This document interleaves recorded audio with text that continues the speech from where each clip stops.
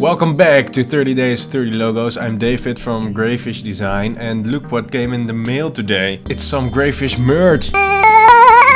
Just kidding, it's only for me, but if you're interested, let me know. I don't think you're interested anyway. Let's get into the new logo. Today we've got an email from Lisa Harris.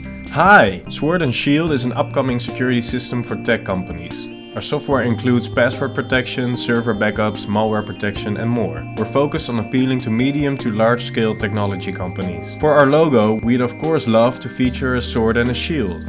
Our team has discussed some ideas, but we'd love to see what you come up with first. We ask that the logo be provided in both a dark background and a light background style. Thanks so much, Lisa Harris, Sword and Shield. Very interesting, let's get to designing this logo.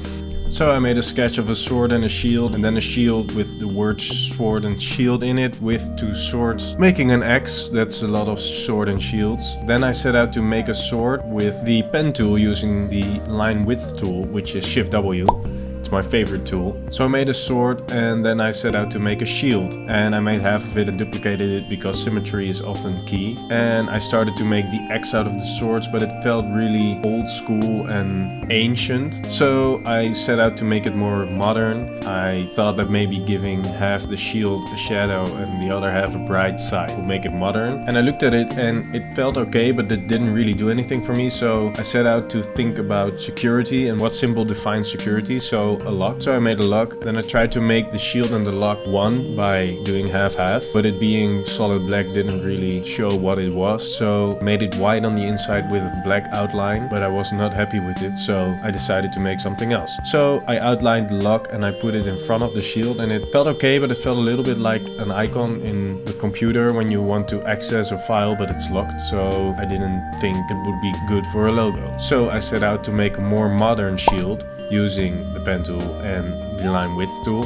and I found it pretty cool. I thought maybe if I put this inside of the shield and let it stick out, it would look like the shield would prevent the sword from, but it didn't look nice, so I put it in and that looked very modern to me. I really liked it. It felt like a smile, but at the same time like a sharp knife sword thing. So it was more abstract than a real sword, but it was a shield and a sword. So I liked it, and it was minimalist, which is always nice for a tech company, in my opinion. So I tried to put the lock in it, but it was too much. Then I set out to find a font, and I found Lato Black, which suited, but I'm not too sure if it's maybe too thick of a font and I should have just chosen Lato Light. And then I tried placing the words sword and shield within the shield, trying different combinations of layouts and making the words bigger and smaller. And then I thought, what's the most important word of them all? Sword or shield? And of course it's shield because it's a protection service. So I made the word shield the biggest, and I set out to place it next to the shield with the sword in it. And I thought it looked really nice. So I made the black and white versions, and I'm really pleased with the final result. I also made a colored version. They didn't want one, but I thought I'd make one anyway just to see how it looks, with a nice gradient in the shield. And I'm really pleased with the final results. Let me know what you think in the comments below. The final images and their mockups can be found on my site, which is also linked down below. Please subscribe if you haven't already, and I will see you in the next episode of 30 Days 30 Logos.